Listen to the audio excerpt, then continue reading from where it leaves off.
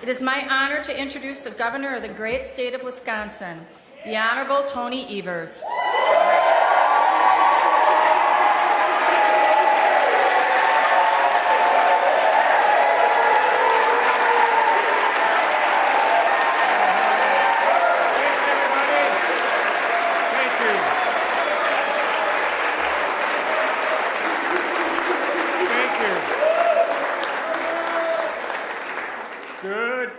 Wisconsinites, Honorable Supreme Court Justices, tribal nation leaders, constitutional officers, Adjutant General May, members of the Wisconsin National Guard, and active and retired members of our armed forces, cabinet members, legislators, distinguished guests, and Wisconsinites from wherever you're joining us tonight, thank you for being here with us.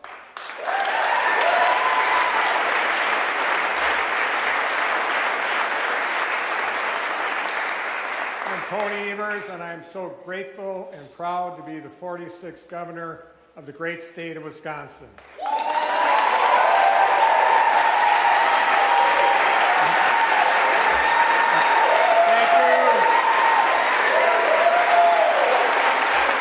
you. I see her up there, my forever prom date. Kathy is up in the gallery as well. Kathleen Francis.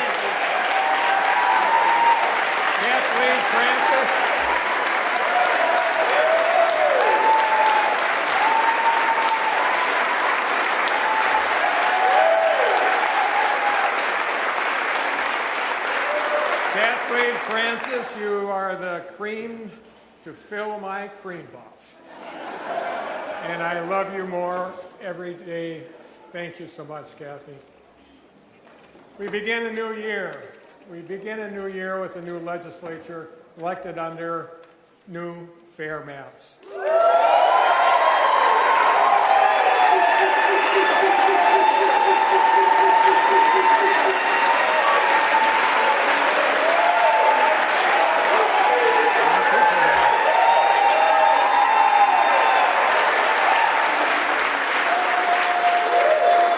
For the first time in a generation, this legislature was not elected under some of the most gerrymandered maps in America.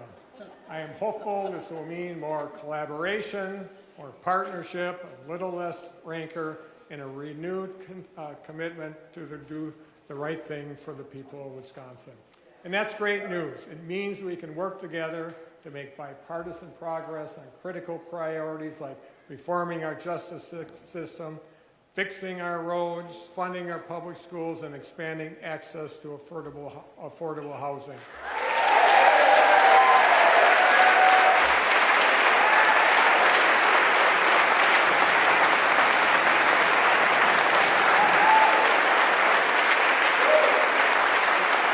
You know, it's no secret that sometimes people in this building disagree and share some differences.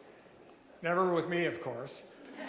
But we begin this year with, I believe, an urgent need and a mandate to find common ground. So let's get to work. Wisconsinites,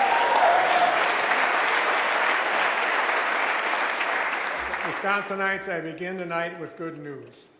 Thanks to our work cutting taxes, Wisconsinites are keeping more of your hard-earned income today than any point in the last 50 years. A new Wisconsin.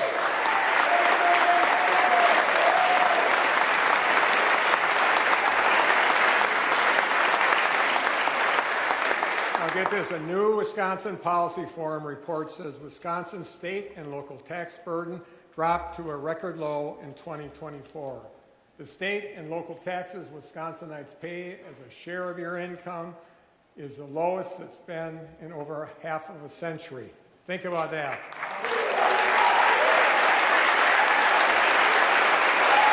Everybody.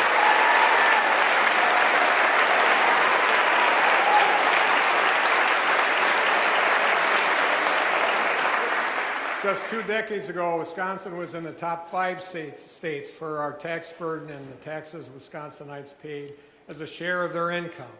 Today, Wisconsin is at the bottom of 16 states in the country. We have seen the largest drop in our tax burden of any state over the last 20 years.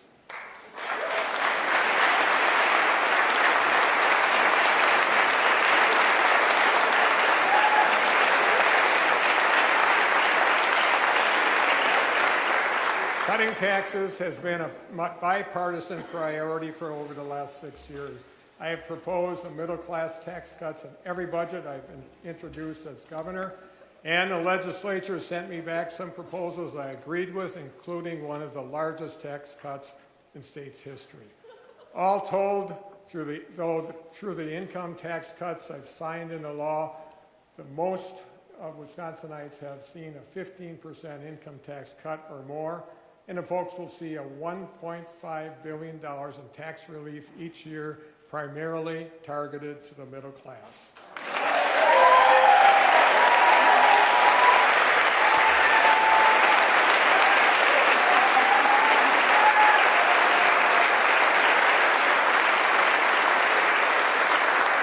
And we've been able to provide real, responsible relief while still paying down our state's debt, saving where we can, and working across the aisle to be good stewards of taxpayer dollars. After 30 consecutive years of our state's checking account running a deficit, we have ended all 5 fiscal years that I've been governor with a positive balance.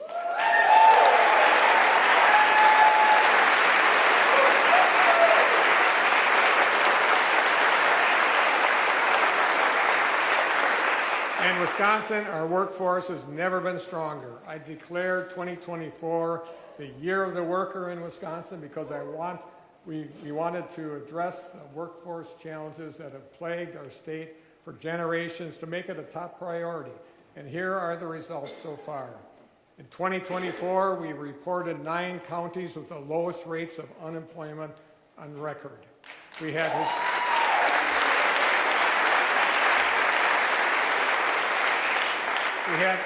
historically low unemployment, and Wisconsin ended the last year with 7 consecutive months of record high employment. Wisconsinites are hard workers by nature, and more Wisconsinites are working than ever before.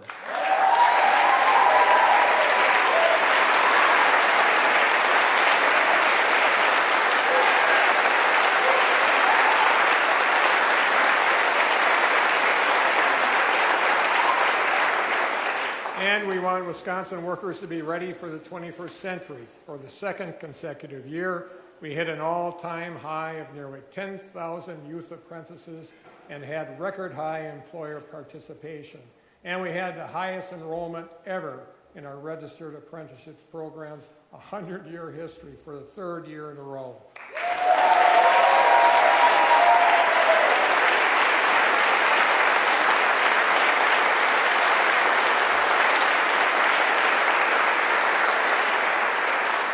We launched the first ever teacher apprenticeship program to retain new teachers and bolster our education workforce.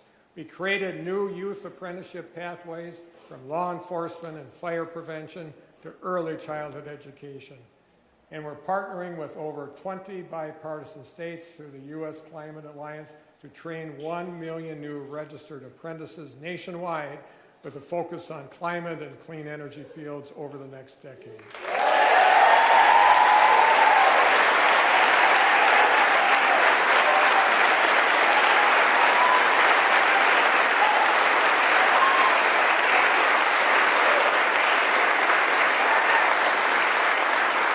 And we're making sure our economy is built for the 21st century, too.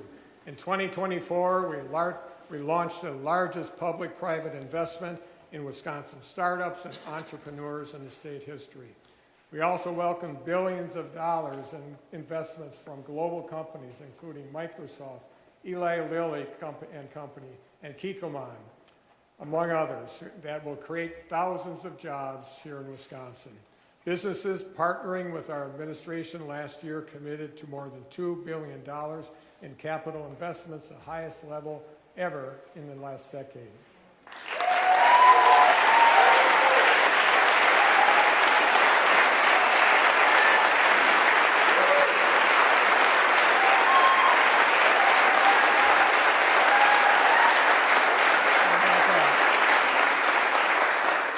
We're also working to make Wisconsin a global leader in health and medical field advances, from developing new technologies to discovering cures and strategies to improve treatment outcomes. We worked with Senator Baldwin to secure Wisconsin's designation as a U.S. regional tech hub. Our tech hub is projected to create over 100,000 jobs and $9 billion worth of economic development in Wisconsin over the next decade alone.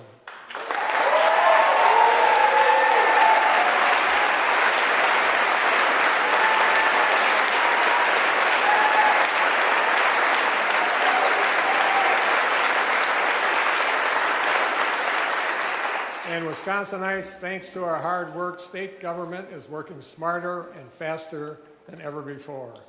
We've been able to modernize and improve programs that can help improve your daily lives. It's about making sure government works and works better for you. We expedited community infrastructure projects for drinking water by cutting the review time for engineering plans in half. We partnered with the technical colleges to streamline licensing for students, helping make sure they could join our strapped healthcare workforce as soon as possible. We also created the first ever interactive mapping tool for producers to be able to monitor animal diseases outbreaks across Wisconsin.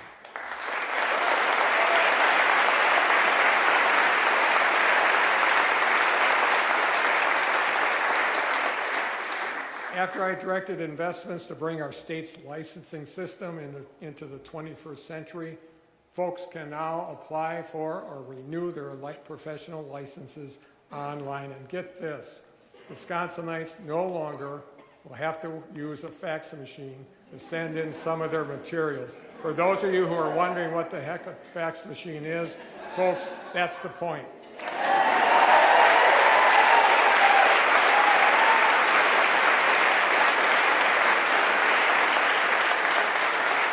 We created a new system to help professionals respond to drug overdoses, identifying dangerous trends in our communities, and getting information out quicker to folks that need it. We made it possible to purchase state trail passes online so folks no longer have to carry a paper pass on the trails. And we launched a new app for our state-run veterans homes so that loved ones can stay up to speed on their veterans' medical care.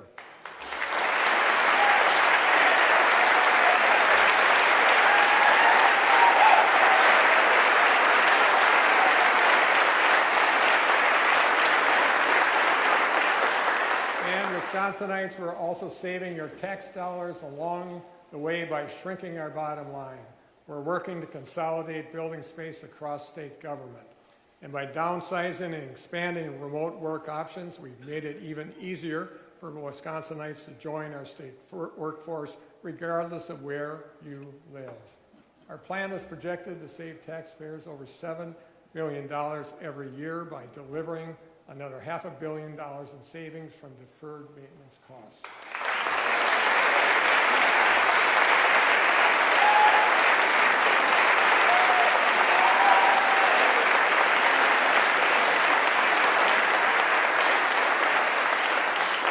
Wisconsin, we accomplished a lot this last year. We have shown that we can get a lot of good things done when politics stay out of our way. There is, as always, more work to do, and our work together continues here tonight. I will soon introduce our next state budget, laying out our state's top policy priorities for the next 2 years. Every budget I have ever built began first by doing what's best for our kids, and this one will be no different. So I will again propose historic investments in K-12 education.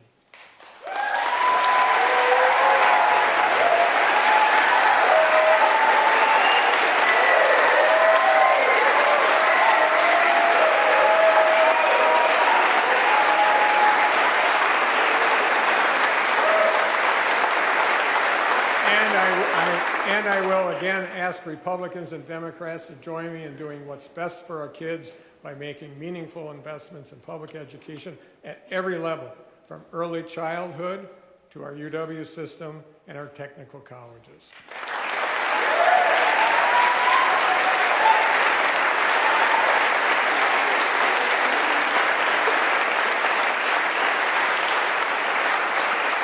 good news is that the legislature need not wait until I introduce my budget to get to work. Republican lawmakers can start today by releasing the $50 million we approved with bipartisan support nearly 2 years ago. These funds were already approved. They are available now, and they should not still be sitting in Madison. Folks,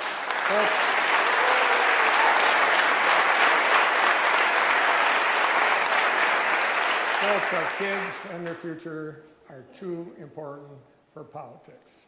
Republicans, please release these investments so that we can get to work improving reading outcomes statewide.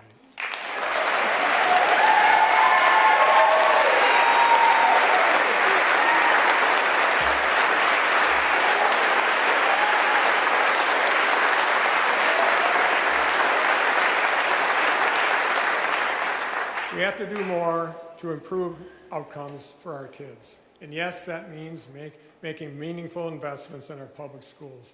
But our kids' outcomes are as much a reflection of what happens within our schools as they are, importantly, a reflection of what happens beyond them. And that's a simple matter of math. The average Wisconsin elementary student, for example, spends less than 12% of their year receiving direct instruction in the classroom. That means that they probably spend, give or take, about 80% of their time of the year outside of our schools. So we have to recognize that our schools and educators cannot single-handedly fix our kids' circumstances beyond the school doors that nevertheless impact learning success in the classroom every day. Folks, the obligation to help address the challenges our kids are facing in this 80% of the time they're not in school falls squarely at the feet of elected officials, including myself, in this building. So tonight, I'm declaring 2025 the year of the kid in Wisconsin because I want everyone here to start taking that important responsibility seriously.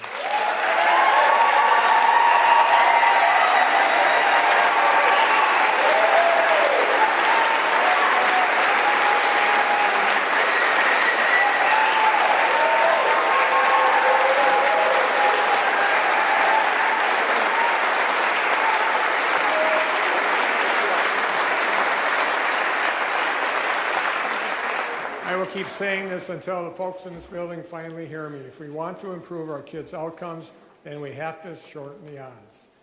If we want our educators and schools to be able to do their very best work in the hours our kids are with them, we have to set them up for success. And we have to start by making sure our kids can bring their full and best selves to our classrooms. Kids in class should be focused on learning, not wondering when and whether they'll eat next.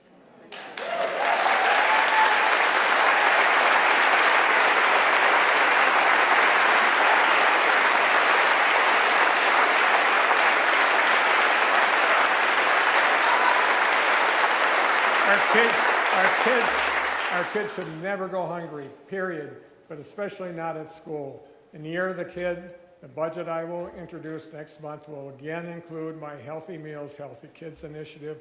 Let's end school meal debt and make sure every kid has a healthy breakfast and lunch at school with no stigma at no cost.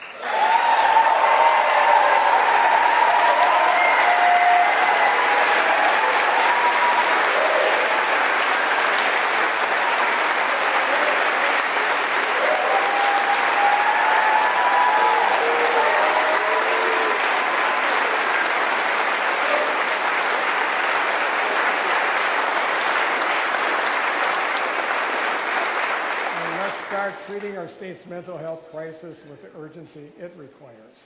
Yes, for everyone of every age, but especially for our kids. The state of our kids' mental health continues to be concerning for me as governor and also as a grandfather. A kid in crisis may be distracted or disengaged, may not be able to focus on their studies if they are able to get to school at all. I fought hard to secure $30 million in our last state budget to support school-based mental health services in schools across Wisconsin. But that was just a fraction of what I asked the legislature to approve. Tonight, I'm announcing my budget proposal will invest nearly $300 million to provide comprehensive mental health services in schools statewide, including support for peer-to-peer suicide prevention programs and expanded mental health training.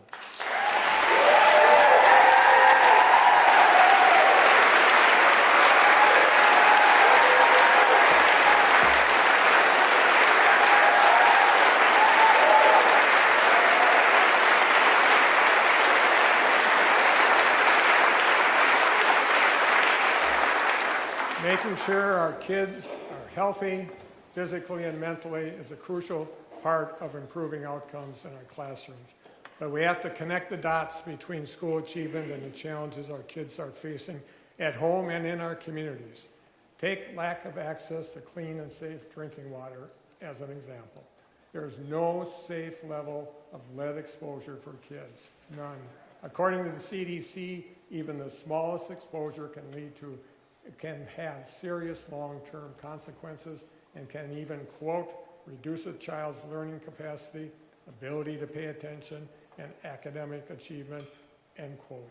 A 2019 study of kids over several early grade levels found that even low-level lead exposure during early childhood can affect kids' achievement, including reading and math scores. It also showed that even additional schooling and physically maturing, quote, are not sufficient to offset the damage caused by early childhood exposure, end quote. A healthy meals, healthy kids plan will also help modernize bubblers, we call them bubblers in Wisconsin, at schools across Wisconsin to remove harmful contaminants. And as we kick off the Year of the Kid, I'm also announcing we're going to invest over $6 million in our biennial budget to support lead poisoning intervention and response. And I'm announcing this week that I'll approve a Department of Health Services emergency rule strengthening Wisconsin's lead standards so more kids and more families will be eligible for these critical resources.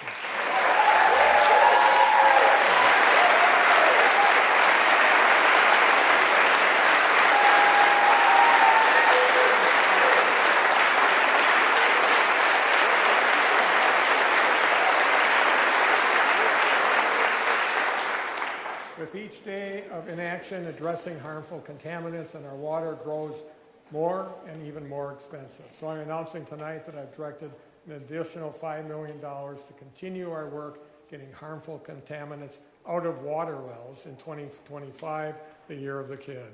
It's about doing what's best for our kids and families, simple as that.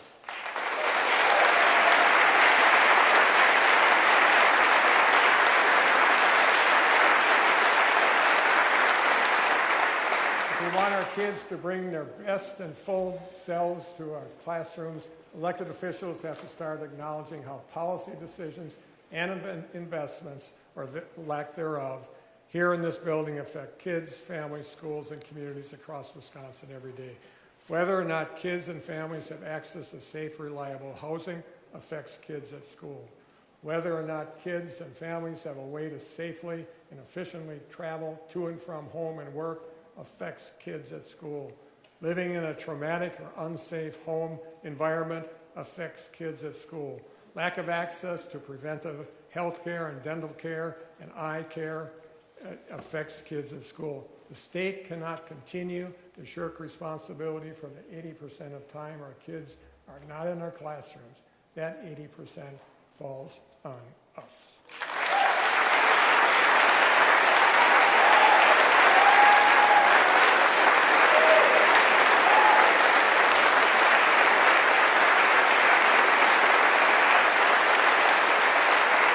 So, folks, that means we have work to do. We can start with the basics. Making sure our kids are safe at home, at school, in our communities is an area where we have much room for improvement. Last week, I created our new Wisconsin Office for Violence Prevention. We're going to work across law enforcement agencies and local governments, with school districts, nonprofits, and firearm dealers to help keep our kids, families, and communities safe. I also announced my budget will include sustainable, ongoing funding to make the Wisconsin Office for Violence Prevention permanent so that we can take a statewide approach to preventing crime and violence across our state.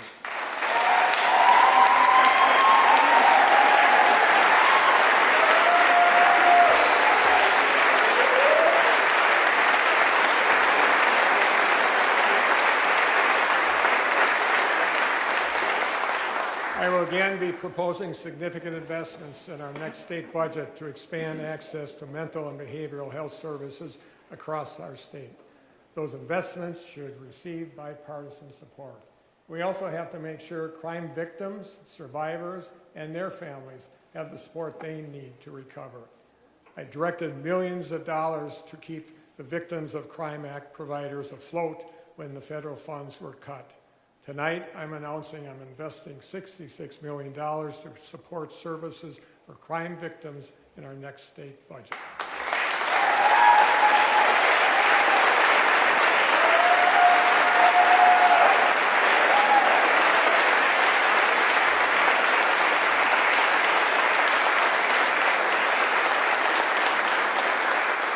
But these actions alone cannot be our only effort to reduce crime and violence and keep our kids, families, and communities safe. Addressing gun violence must be part of our work, folks. In recent years, Wisconsin has seen about a 21% decrease in homicide, a nearly 30% decrease in burglary, and almost a 50% decrease in motor vehicle theft. Major categories of violent crime are going down statewide. And yet, the rate of gun deaths in Wisconsin is trending in the opposite direction.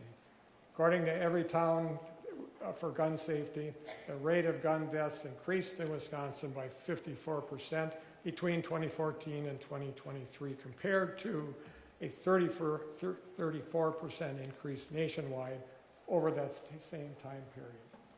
37 days ago, a shooting at Abundant Life Christian School in Madison took the lives of Aaron and Ruby, a student and an educator who woke up and went to school that morning, will never return home. 6 others were injured, and countless lives will never be the same. Folks, Wisconsinites sent us here to see big problems and fix them. We cannot let common sense get lost in debates over whether basic policies could have prevented the most recent shooting, or the one before that, or the one before that. We aren't here in Madison to quibble about the semantics of the last shooting. We are here to do everything we can to prevent the next one. Yeah.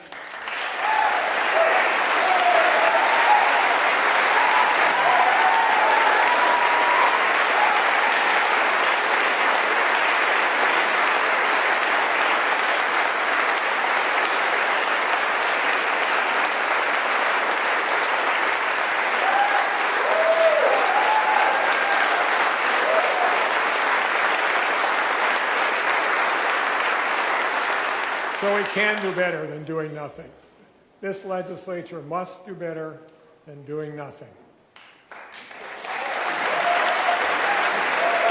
Folks, this is Wisconsin. I get it. We hunt, we fish, we trap, and generations have grown up learning to appreciate our traditions. No one wants to change this proud part of our heritage, and we won't.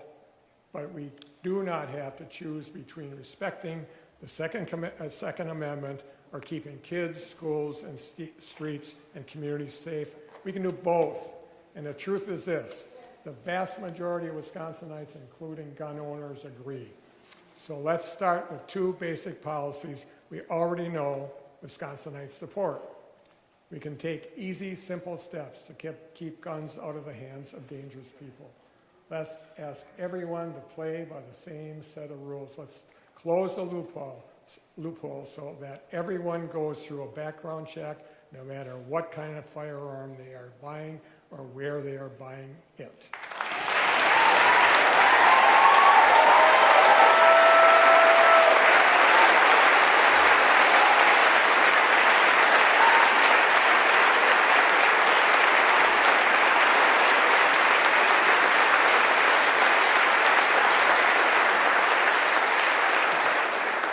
And the second thing we can do is pass a red flag law to give law enforcement and loved ones the tools they need to get guns out of the home when someone is a dangerous risk to themselves or others.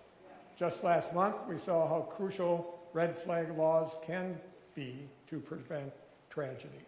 Shortly after the shooting at Abundant Life, law enforcement discovered the shooter had potentially plotted with a man in another state who was allegedly planning his own mass shooting.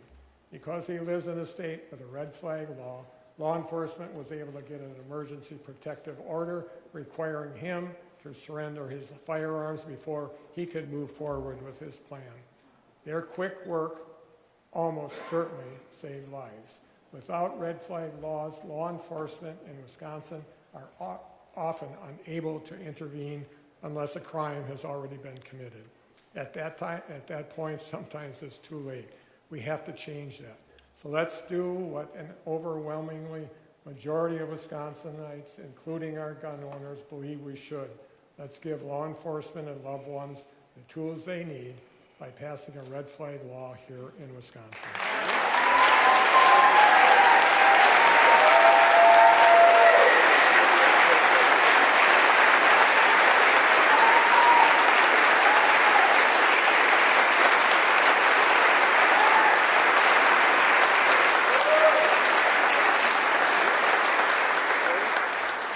And there are other easy steps we can take to keep our kids and our communities safe and keep guns off the streets. We can keep guns out of the hands of domestic abusers. We can help make sure that guns in homes where there are kids or someone prohibited from possessing a firearm are locked away or have a trigger lock engaged. We can help make sure that firearms at retailers are secured when their business is unattended. We can help make sure that if a firearm is lost or stolen, law enforcement is immediately notified. We should be able to get this common sense stuff done with bipartisan support, folks.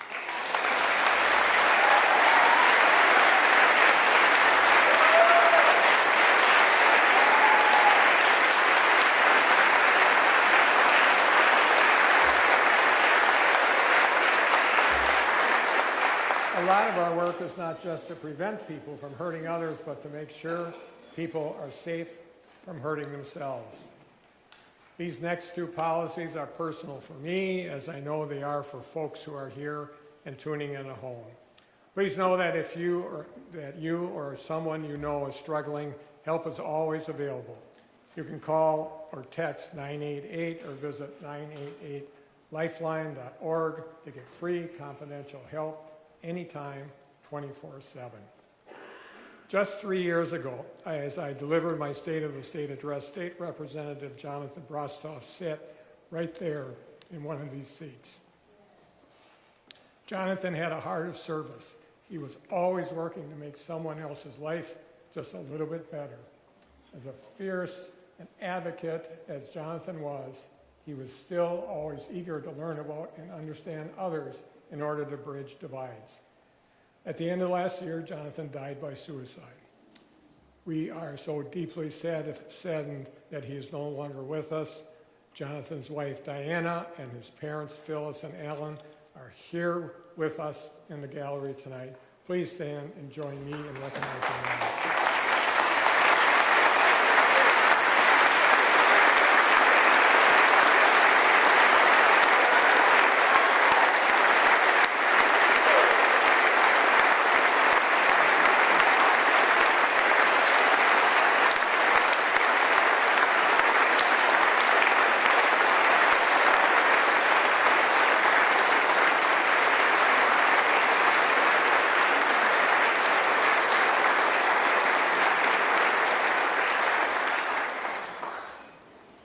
For too many Wisconsinites, even if they did not know Jonathan, the story of losing him is their story too.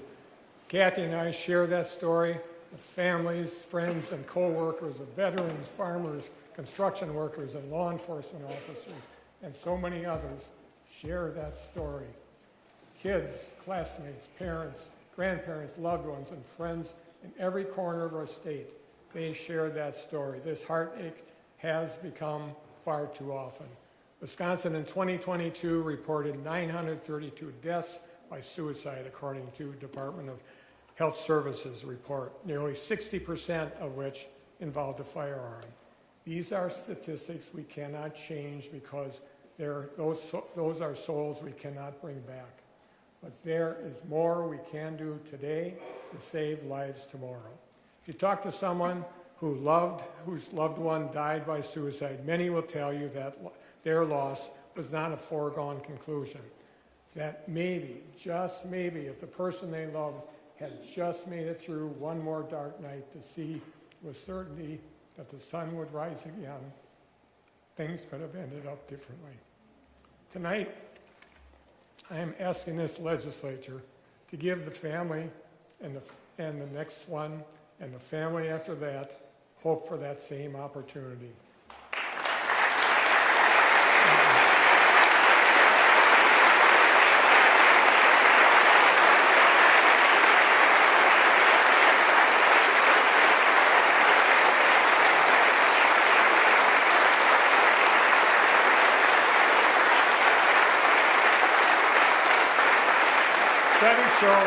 Studies show that the time between when someone decides to take their life and attempts to do so is often less than 24 hours, and for about half, less than 10 minutes. The window for intervention is really short. Being able to purchase and possess a gun in minutes significantly increases the risk of firearm suicide and firearm homicide as well. A decade ago today, Wisconsin had a waiting period law requiring time between when a person purchased a firearm and took possession of it. That policy was repealed.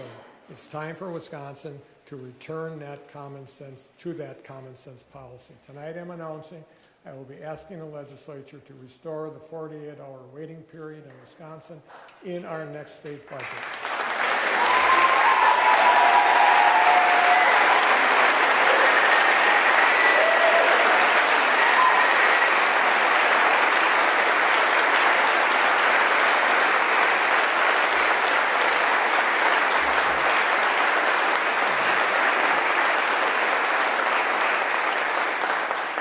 I am also announcing tonight a new self-assigned firearm exclusion program, or SAFE, to help reduce suicide by firearm. We can help make sure folks have a plan to keep themselves safe when they are in a crisis. Our SAFE program will allow Wisconsinites to temporarily and voluntarily register to prevent themselves from purchasing a firearm. Registering SAFE could make a real difference and even save someone's life.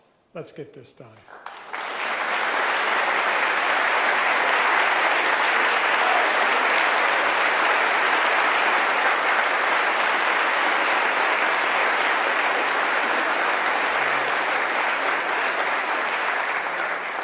Folks, the legislature must start doing its part to take gun violence seriously in the state. People don't expect us to be perfect in this building, but they do expect us to be pragmatic. People don't expect us to acquiesce to each concept of every policy put before us, but they do expect us to at least have the courage to engage in a conversation. People don't expect us to agree with each other 100% of the time, but they do expect us to have the guts to give reasonable policies a vote. Let's do better for Wisconsin than doing nothing.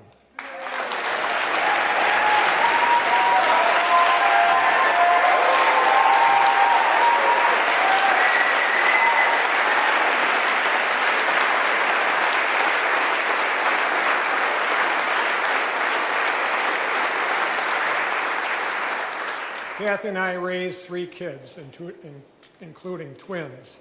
We know that for parents, nothing is more important than our kids' safety, no matter where they are.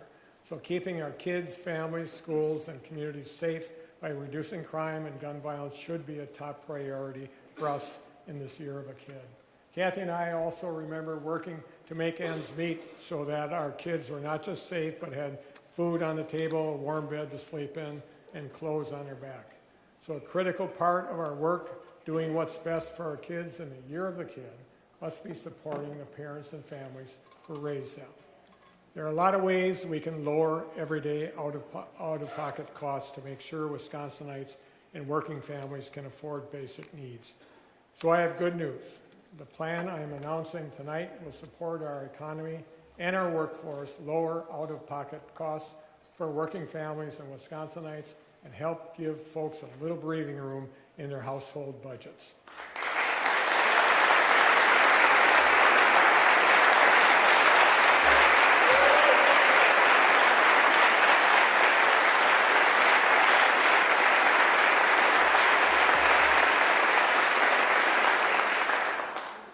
No surprise, child care is too darn expensive. We have to make child care more affordable and accessible. This is as much about doing what's best for our kids as it's doing what's best for parents in our workforce and in our economy too. After years of proposing similar efforts, I was proud last year to sign a bipartisan bill to expand our child and dependent care credit. That bill goes into effect this year, so parents and families be sure to look out for that when you file your taxes. Over 110,000 Wisconsin taxpayers will see an average benefit of over $650 per filer, totaling nearly $73 million this year alone. That's great news for Wisconsin's working families.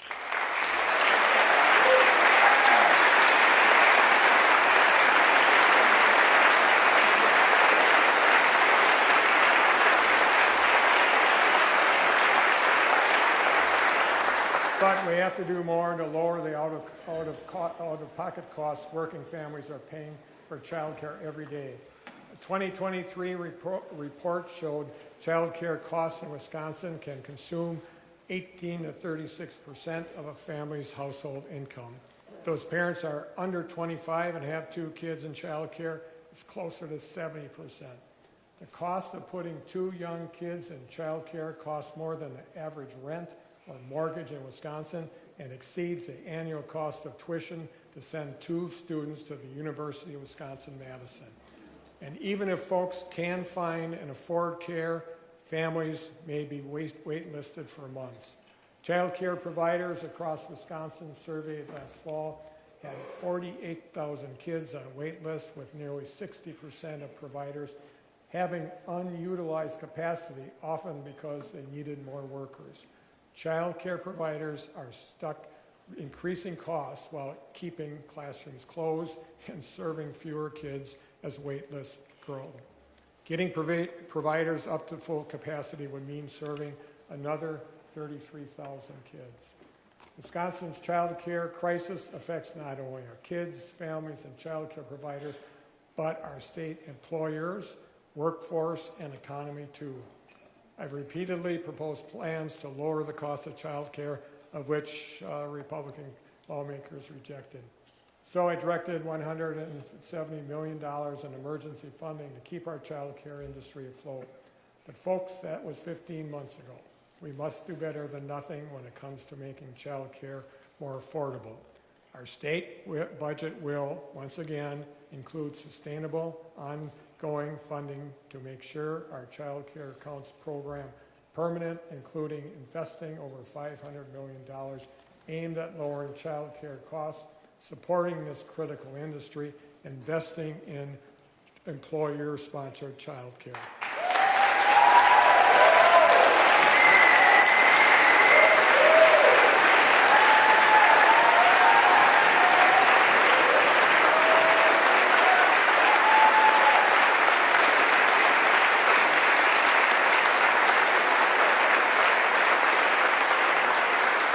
When we're looking at everyday out-of-pocket costs, child care is not the only thing folks are struggling to afford. The cost of prescriptions and life-saving medication like insulin are also too darn high. According to a 2023 national survey, more than a quarter of adults in America are having a hard time affording their prescription drugs. It also found 30% of the adults aren't taking the medications prescribed due to cost. No Wisconsinite should have to choose between paying bills and putting food on the table and getting their life-saving medication. Accessing health care and picking up basic prescriptions or insulin should not break the bank, folks.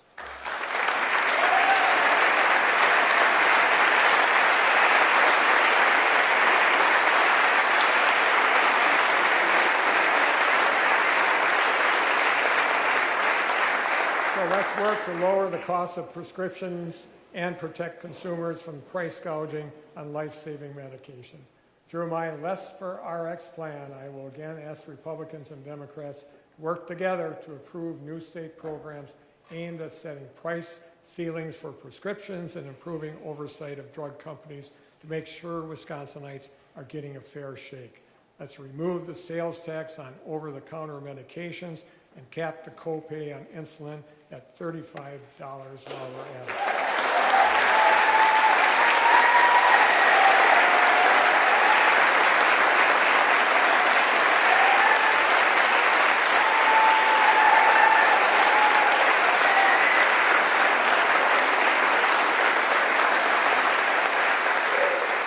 Lowering everyday out-of-pocket costs for Wisconsinites and working families must be a priority for this session. Making child care and everyday prescriptions more affordable are two easy ways we can help Wisconsinites afford basic needs, help paychecks go a little further, and give parents, families, and seniors some breathing room in their household budgets. And my plan allows us to lower costs while supporting our workforce and our economy too. In the coming weeks, I will announce my comprehensive plan to lower costs for Wisconsinites and working families. And this work is especially timely. We've already seen steps taken in Washington in recent days that could significantly increase costs, hurt Wisconsinites and working families, and leave a lot of uncertainty for our economy here in Wisconsin. A lot has happened in Washington in the last 72 hours, and I know there's a lot of angst about what may happen in these days, months, and years ahead. I want to talk about what it means for Wisconsin and how we move forward together. So let's talk about immigration. These lands were inhabited by indigenous peoples for millennia before people from France, Great Britain, Norway, Holland, Sweden,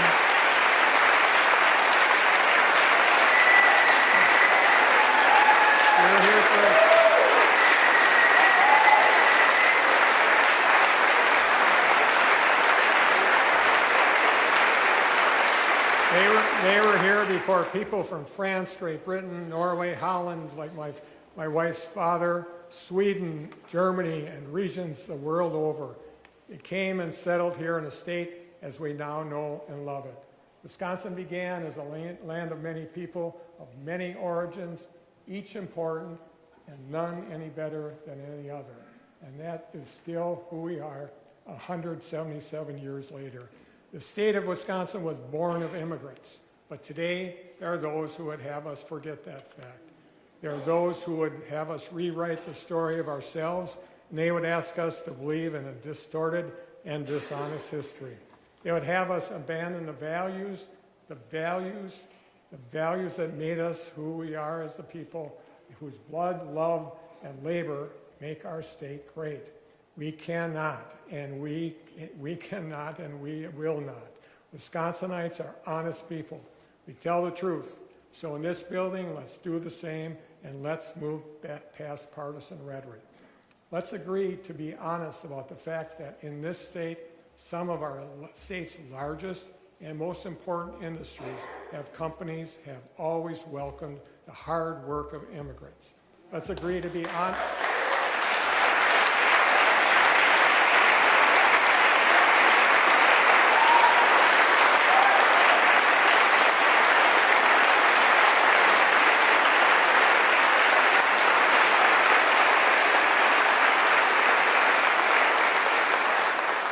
Let's agree to be honest about the fact that the story of our state's success today is told in the labor of over 3 million Wisconsinites, including tens of thousands of workers whose only transgression to date was not having the good fortune of being born in this country.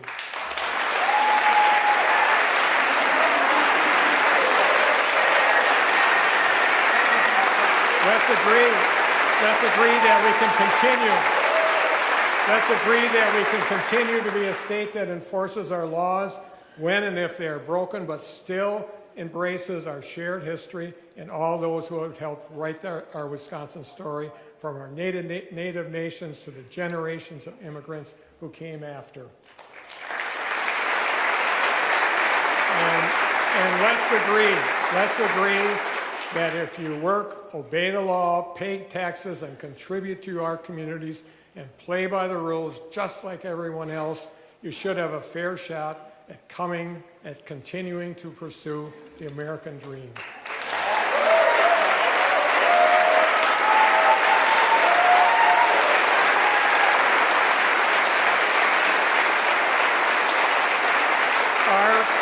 system is unworkable and unsustainable.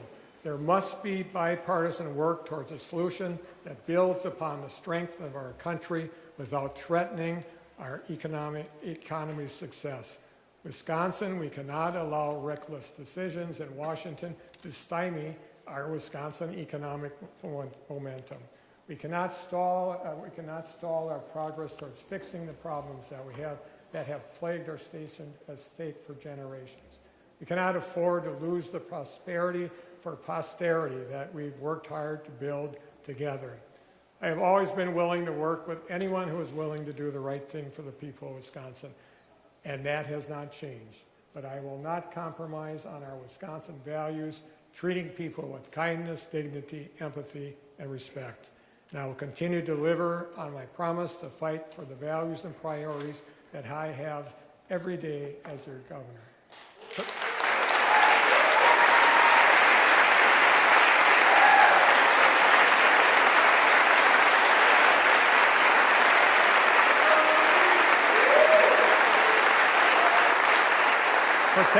Protecting access to affordable health care is one of them.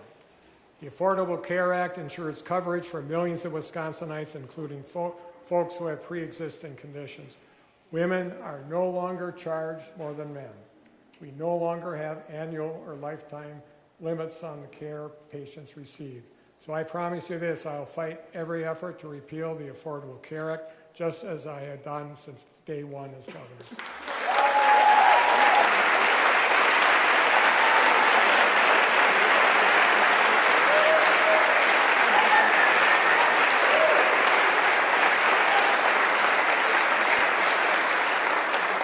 I fought like hell to make sure Wisconsin women have the freedom to make their own reproductive health care decisions without interference from politics.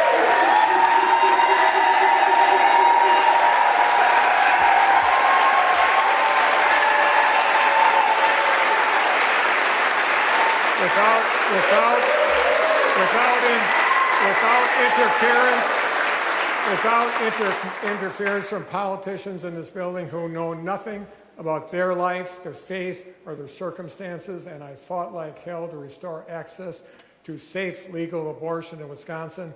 And on the 52nd anniversary of Roe v. Wade, I'll tell you tonight that I'll fight like hell against every effort and veto any bill that makes access to abortion, birth control, infertility treatments, and any other part of reproductive health care any less accessible than it is today. And that's a promise.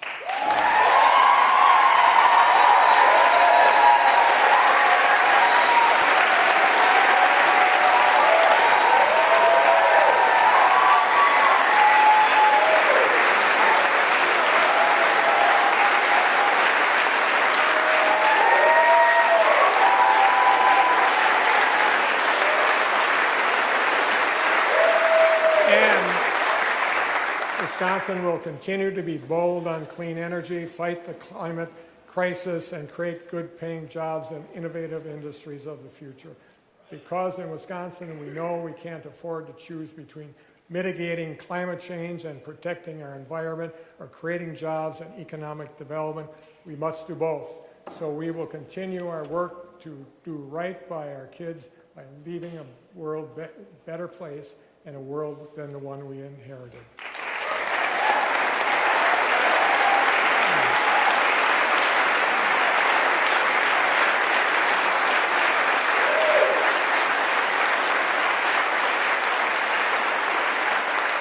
And to our LGBTQ kids and Wisconsinites, you know the promise I made to you, the promise I have always been proud to keep. I will veto any bill that makes Wisconsin a less safe, less inclusive, and less welcoming place, and I'll never stop delivering on my promise to use every power available to me to defend you, protect your rights, and keep you safe.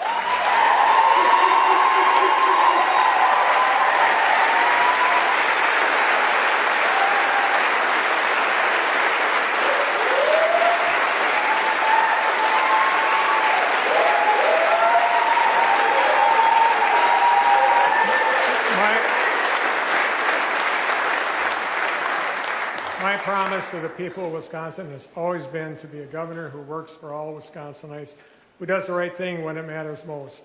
That is a promise I will continue to keep. If everyone here is more intent on doing more for others than themselves, more focused on what we can accomplish together than what they can gain on their own, and committed to doing what's right rather than what's best for their personal politics, we will get a lot done for the people we are here to serve.